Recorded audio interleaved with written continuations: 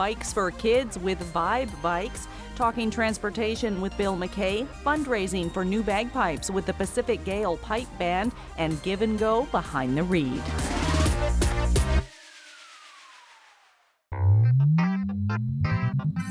Words with Mayor McKay. Today we're riding the buses. We're on the #1 downtown to country club. It's been a while since I've been on a bus. How about you? Just a couple of months. Just a couple of months. Yep. Now, Paul behind us, he's a regular rider. Hi, Paul. So we're here today. There was the 4th annual E-Town Hall meeting on November 23rd, and transportation was a big issue. It came up a lot. What kind of things were people talking about around transportation? Well, as you know, we do have a plan, and what people were mostly referring to was they wanted to know what council's commitment was to funding of the plan. Now, the plan exists, and what kind of things are in that plan? We're going to stop right now. We have a very ambitious goal that by 2040, we want to have 24% of all trips less than 2 kilometers to be done by something other than a single occupant vehicle. Okay, a bus is a good example of that. Walking or cycling. Okay, now this bus goes to Country Club. We're probably not going to ride all the way, but Country Club is a good example of the type of hubs that we're trying to build as a part of that plan. Sure, and that's why we created a new committee. It's the Transportation and Planning Committee, because the two of those work hand in hand. Right. You need to plan your communities around transportation nodes and hubs. Country Club's a great example of a transportation hub, where you can build apartments and residential units around it where transportation's easy to access. So we have the vision, Yes. which is laid out in the plan that was approved by the previous council. We don't have the money. Correct. So that means what? Everything just stops and we continue relying on cars as our main mode of transportation? No, in actual fact... Or City Hall. In actual fact, you're really going to have to rely on senior governments, particularly federally, to help us with those infrastructure funds. And I'd like to know how we can have somebody on the ground watching those funding potentials and making sure that we have an opportunity to get some of that money. We've got a growing community. We really need to look at transportation as one of our major focuses over the next 10 years. Okay, how much money do we need? I mean, it never stops, really, although the bus just stopped. No, if I had my way, we would be dedicating at least $1 million a year towards new transportation improvements. Okay. Now, you rely on a car for transportation? Yes. I rely on a car for transportation. You did mention off camera, and now I'm going to bring it up, that you would consider investing in an e-bike. That's one potential mode? Yes, yes. If there's one fellow from Nanaimo that actually commutes every day to Qualicum on an e-bike. Holy!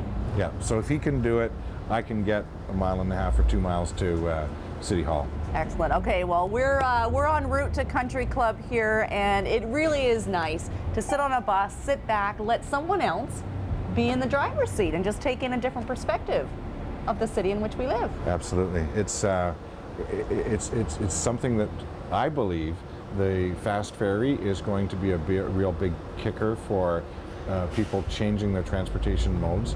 It was really interesting when the previous fast ferry was operating. People got it. It took about 1.5 minutes for them to get it and say, wow, this works really well. The reliability of the ferry was the only challenge in that. If I can go to Vancouver and get anywhere I want to go by public transit, I'm doing it. Because driving a car in Vancouver is a nightmare, I got to tell you. Okay, well, let's go to Vancouver. On the bus, let's do it. Okay. Okay.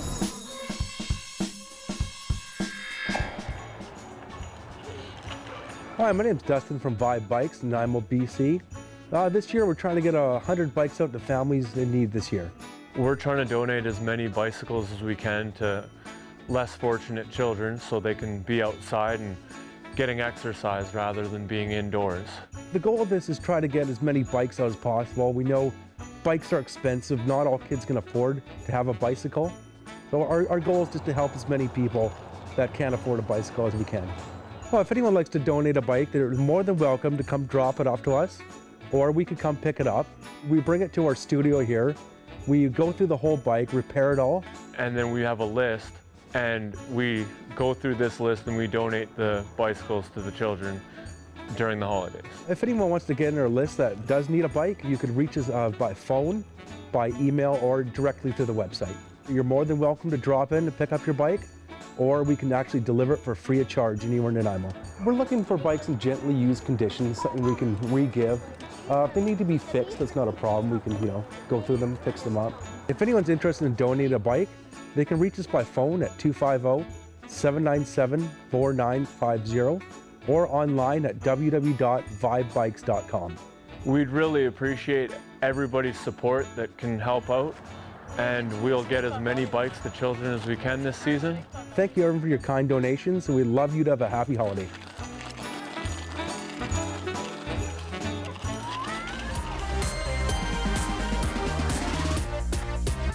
Every kid needs a bike, that's for sure. A shout out to Woodgrove Center for hosting us here today for this edition of Go. I'd like to remind you that Timmy's Telethon is coming up on Sunday, December the 6th. It raises funds for the BC Lions Easter Seal services. It will air on Shaw TVs across the country from 6 p.m. until 10 on Sunday, December the 6th. Now it's hours of entertainment, all raising funds for kids and families who need a little bit of extra support. We're going to throw things over now to Jocelyn Matwee, something about drums and pipes and a Pacific Gale pipe band.